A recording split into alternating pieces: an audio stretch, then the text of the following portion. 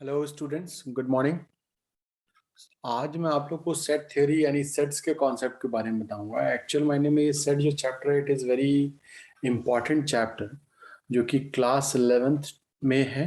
और आइडियली आगे भी मैथ्स अगर आपके पास रहा, चाहे आप बीबीए कर रहे हो, चाहे आप बीएससी कर रहे हो, चाहे आप बीकॉम कर रहे हो, मैथ्स अगर है तो बाय डिफॉल्ट ये कॉन्सेप्ट आएगा। बिकॉज इस एक कॉन्सेप्ट की वजह से काफ़ी सारी चीज़ें इंटरकनेक्टेड हैं, तो इसको समझना इज वेरी वेरी इंपॉर्टेंट।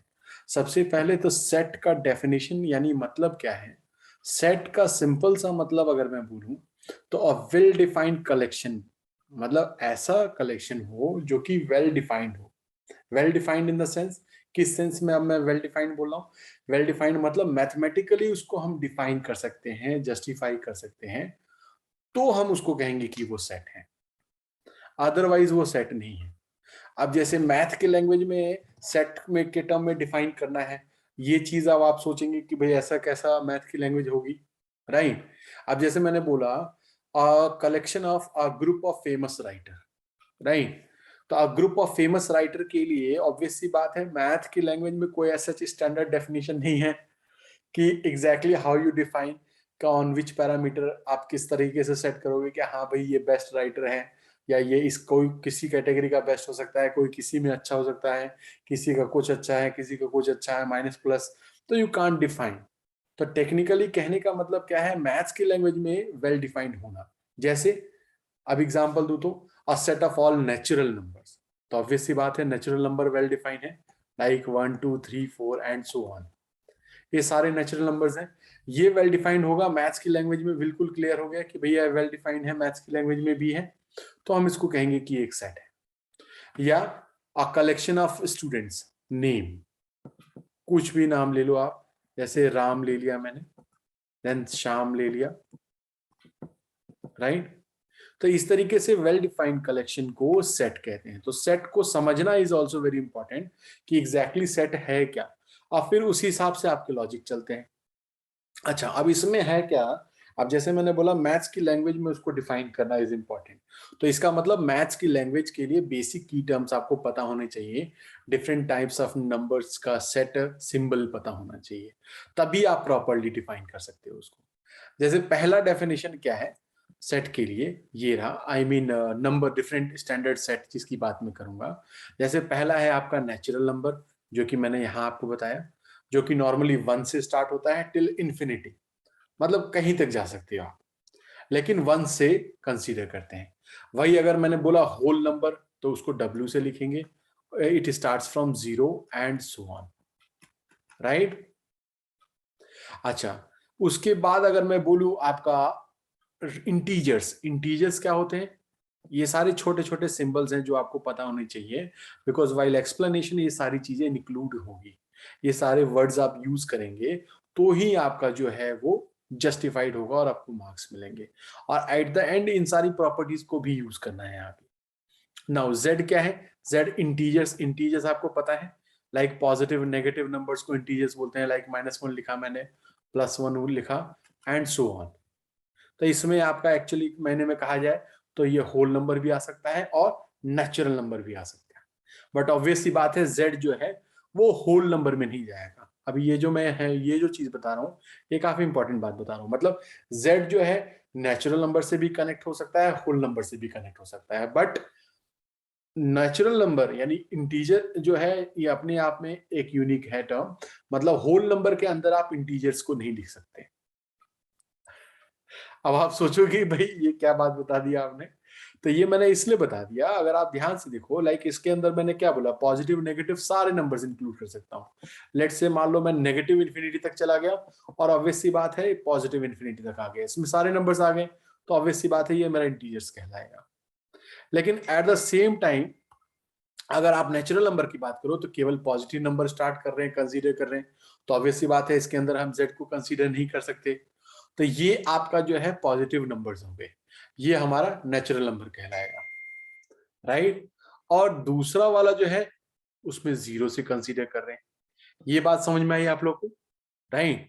अब इसका एक बहुत इंपॉर्टेंट मीनिंग है, कनेक्शन है, जो कि मैं आपको दिखाऊंगा ऐसा मैंने क्यों कहा और अभी पहले ही क्यों बता दिया। अभी आपको आगे पता चलेगा।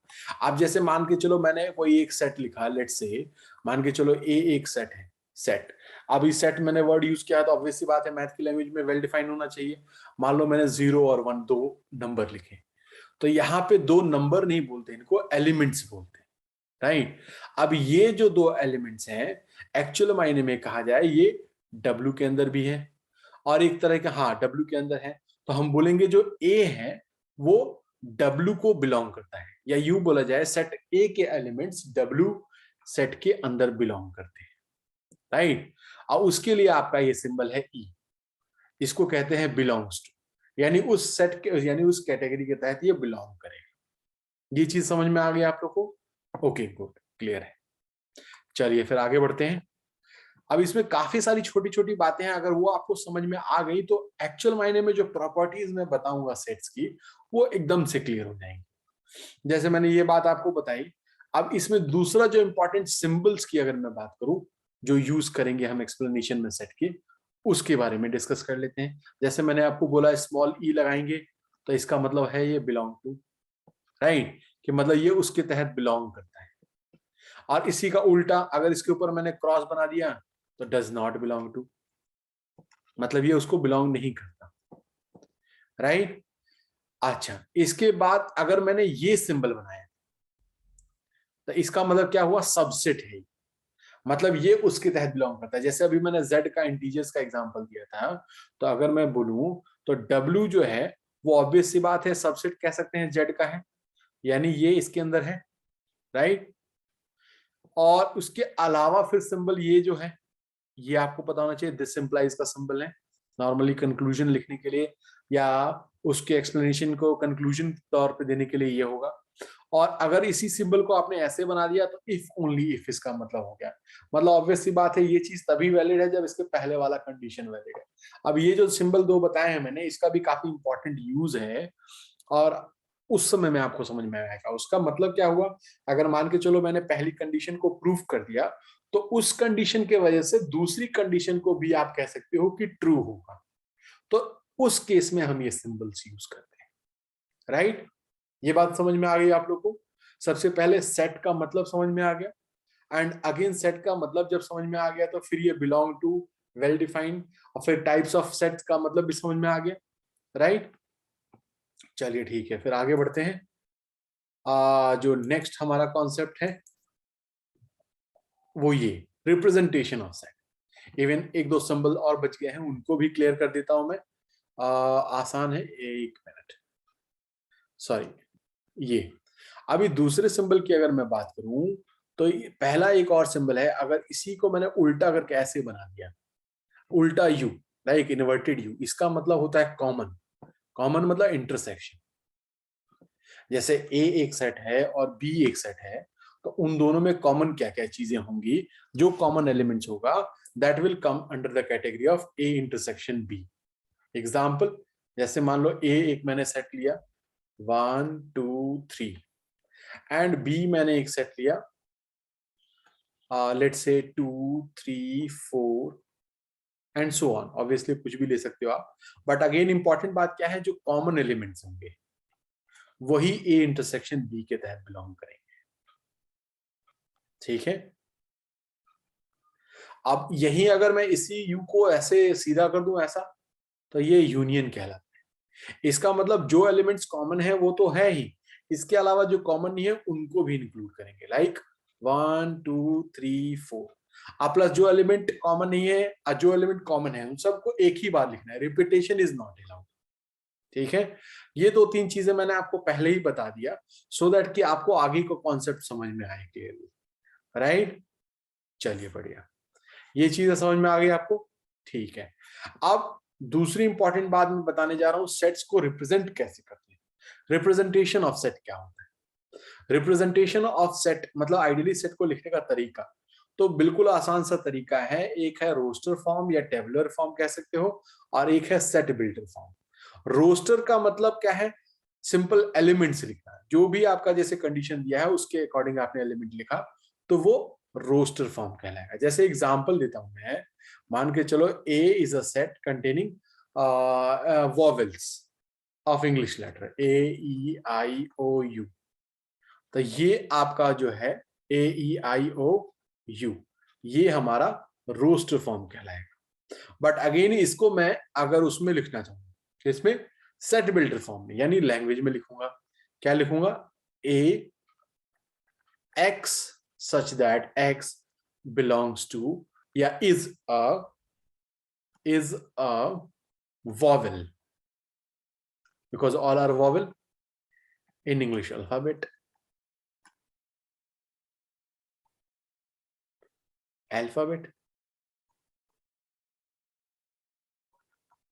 राइट? तो एक्चुअल मायने में क्या है कि लिखने का तरीका, I mean representation of set is this.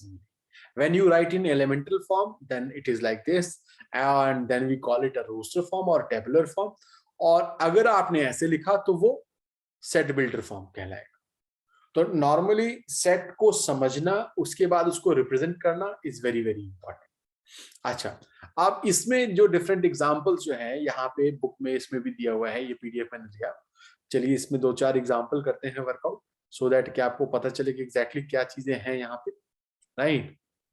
जैसे अगर आप ध्यान से देखिए तो जैसे मैंने आपको सेट बिल्डर फॉर्म और रोस्टर फॉर्म की बात बताई, वो चीज आप यहाँ से भी समझ सकते हैं। यहाँ पे इन्होंने भी वही एग्जांपल पिक किया हुआ है, लिखा हुआ है पहला इंग्लिश वॉवल को अगर आपने पिक किया तो टेबुलर फॉर्म में अगर आपने लिखा तो उसको हम रोस्टर फॉर्म भी कह सकते हैं, टेबुलर फॉर्म भी कह सकते हैं, यानी एलिमेंट्स फॉर्म में। और अल्फाबेट यूज किया यानी स्टेटमेंट यूज किया तो ये यानी set builder form. These are the examples.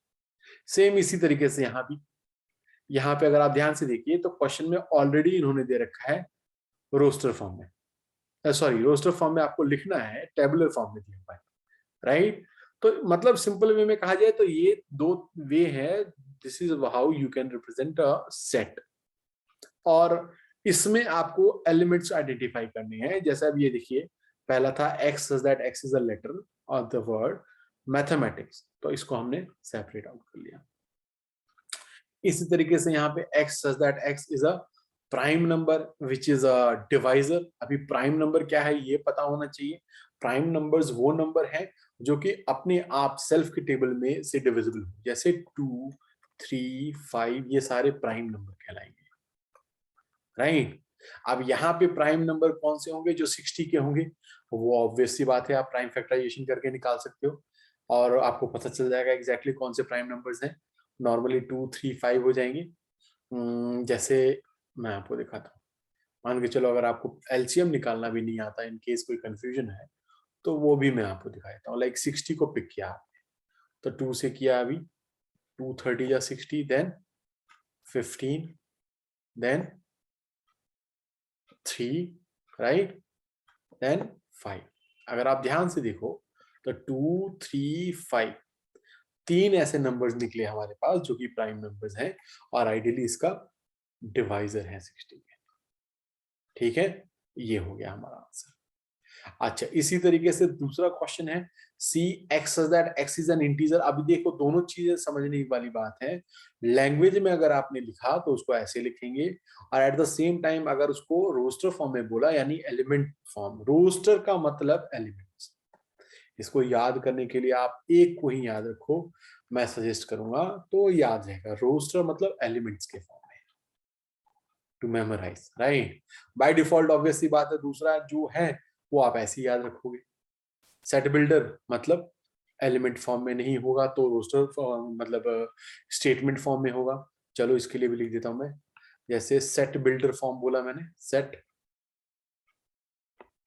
Builder, right? तो इसको याद रखने का तरीका क्या है कि ऑब्वियसली स्टेटमेंट होगी, प्रॉपर वेल डिफाइंड स्टेटमेंट होगी, ठीक है? और वो स्टेटमेंट किस तरीके से लिखनी है तो ये तरीका होगा एक्स सच दैट एक्स करके।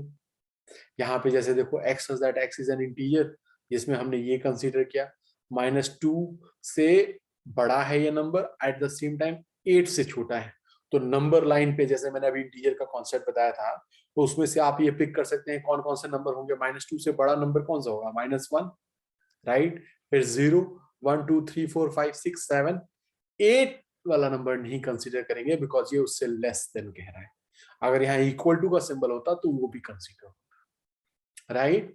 अच्छा, उसके बाद दूसरा क्या है, x such that x is a 2 digit number such that sum of the digit is 9। तो इसमें सारे वो नंबर पिक करोगे आप जिसको सम करके आपका 9 आएगा, राइट। जैसे एग्जांपल के तौर पे 18, जिसमें 8 और 1 ऐड करेंगे तो ऑब्वियस सी बात है 9 आएगा।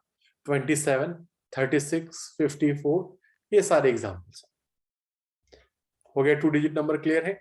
अच्छा, इसी तरीके से यहाँ अब आप देखो सेट बिल्डर फॉर्म में इसको अगर रिप्रेजेंट करना है तो x is that x is a multiple या नेचुरल मल्टीपल या मल्टीपल कह सकते हो आप 5, बिकॉज 5 का टेबल चल रहा है कॉन्स्टेंटली। इसी तरीके से यहाँ अब ये फ्रैक्शन दे रखा है, तो फ्रैक्शन में आपको पैटर्न आइडेंटिफाई करना आना चाहिए। न्यूमरेटर में देखो 1 2 3 4 5 6 7 चल रहा है और डिनोमिनेटर में 2 3 4 5 6 7 चल रहा है, तो ऑब्वियस सी बात है एक अलग पैटर्न बन रहा है। यहाँ पे आप सोचोगे इसको कैसे डिफाइन किया जाए, तो सिंपल है, ऊपर वाला नेचुरल नंबर है 1 मतलब n, तो नीचे वाला अगर न्यूमरेटर और डिनोमिनेटर का रिलेशन अगर आप ध्यान से देखो तो पहला नंबर न्यूमरेटर मेरा 1 है, डिनोमिनेटर मेरा 2 है, राइट। तो ऑब्वियस सी बात है ये एक ज्यादा है तो n+1 कह सकते हैं, राइट। बस उसी को फिर लैंग्वेज में लिख देना है, यही चीज इन्होंने भी किया। x says that x belongs to या equal to n upon n+1, और n क्या है भाई, नेचुरल नंबर है। दूसरी इंपॉर्टेंट बात, लास्ट नंबर कितना है भाई, 8 तक खत्म करना है हमें, तो ऑब्वियस सी बात है हम स्टार्ट करेंगे 1 से और 8 तक खत्म कर 7 तक खत्म करेंगे, राइट। बिकॉज 8 डालेंगे तो 8+1 9 हो जाएगा, तो गड़बड़ हो जाएगा काम। क्लियर है, बढ़िया। अच्छा, इसके बाद थर्ड वाले का केस पकड़े तो थर्ड में क्या है हमारा, ये 0 का स्क्वायर 1 का स्क्वायर करोगे तो 1 आएगा, 2 का स्क्वायर करोगे तो 4 आएगा, मतलब ये स्क्वायर नंबर चल रहा है। बट अगेन इंटीजर्स है, सॉरी इंटीजर कह रहा हूं मैं, नेचुरल नंबर है, इंटीजर नहीं कह सकते यहाँ पे, क्यों, नेगेटिव नंबर्स को नहीं लिखा गया है। हालांकि नेगेटिव नंबर्स होता तो ज्यादा, मतलब आप उसको इंटीजर्स फॉर्म में रिप्रेजेंट कर सकते थे, इंटीजर वर्ड भी यूज कर सकते थे, और नेचुरल नंबर भी यूज नहीं कर सकते यहाँ पे बिकॉज 0 से स्टार्ट हो रही है काउंटिंग। तो फिर होल नंबर कह सकते हैं इसको, होल नंबर डब्ल्यू से भी रिप्रेजेंट कर सकते हैं और at the same time integer use कर सकते हैं, क्यों, बिकॉज पॉजिटिव नंबर्स हैं। मतलब आपकी मर्जी है, दोनों चॉइस है अभी आपके पास। भाई 0 का स्क्वायर करोगे तो 0 and 0 stars obviously whole number की काउंटिंग में आता है, तो इसलिए यहाँ पे इन्होंने z से कर लिया कंसीडर, राइट। अच्छा, इसी तरीके से वॉवेल का है, x says that x is a vowel of English alphabet। यहां तक आप लोग को समझ में आया, आई होप ये सारी चीजें क्लियर हुई हैं। Thanks for watching, will discuss further in the next video. Thank you.